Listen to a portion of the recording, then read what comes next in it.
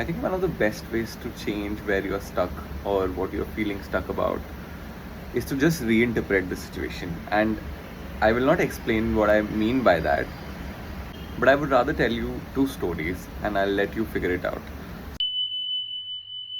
So the first one goes like this. There was a king once, and he told one of his ministers to go and find something like the worst thing in the world. And the king came, and the minister came back, and he said, the tongue is the worst thing in the world because it can really ruin someone's day, it can curse, it can bring somebody's motivation down, it can really make them doubt themselves, and whatever you say can really affect the reality. So the king said that go and find the best thing in the world. And the minister comes back and he says the best thing in the world is my tongue. Because it can lift people, it can motivate them, it can really lift up their spirits, it can bless them, right? So again, perception, how you interpret things. And it also goes to all the situations in our life, not even objects, right? Like there was this woman who had a miscarriage, and her first thought was that she can't ever be a mother because of the fact that she was so guilty of having that miscarriage. She blamed herself. She thought that I'm not ready, I don't deserve to be a mother. And when she was asked to reinterpret the entire situation, she said that the good thing about this could be that I was not sure about the child, but because I'm so deeply affected by the loss, it just reminds me that I really want the child, so there is no confusion anymore. And maybe this prepares me to be a better mother because now I have longer to wait. And because she had the courage to reinterpret the situation, she eventually went on to mother two very healthy children.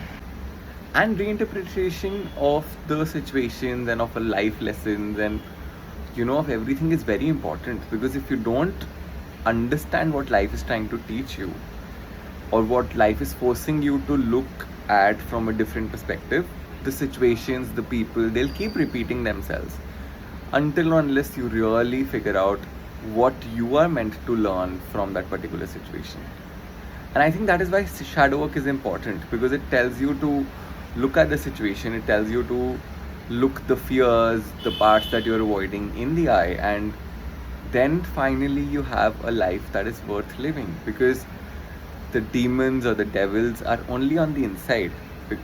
Your inside will define your outside, no matter where you are, no matter how pretty the situation or the life around you is. If you're not feeling good, if you're not feeling well, like how it happens, like when we're physically not feeling well and then everything is irritating. That's the same way when you're trying to avoid a mental lesson, avoid a life teaching. Every time you step out, it will just reflect back, and it happens in dating, it happens in work cultures, it happens in your relationships with your parents, with your siblings, everybody. Everyone is trying to teach you full acceptance, because full acceptance is the only way to peace. That's the crux of the book. And this was the third and final part of the book that we are reading, which is The Dark Side of the Light Chasers by Debbie Ryan. And every week I post whatever I've read in the week. So if this was interesting or if this gave any value to you, just hit subscribe, check out next week, and I'll see you then.